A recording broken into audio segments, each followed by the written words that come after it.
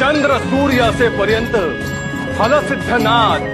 ह्या नावानेच मी इथे अखंड निवास करेन. जीवाला जोडली तुझी पायवाट, उरात पेरला तुझा परिपाठ, अंगास राख डोळा सावकारी थाट, भारावला सारा गोदावरी काठ, मायेची सावली भक्ताला सावरी, देहाची निळाई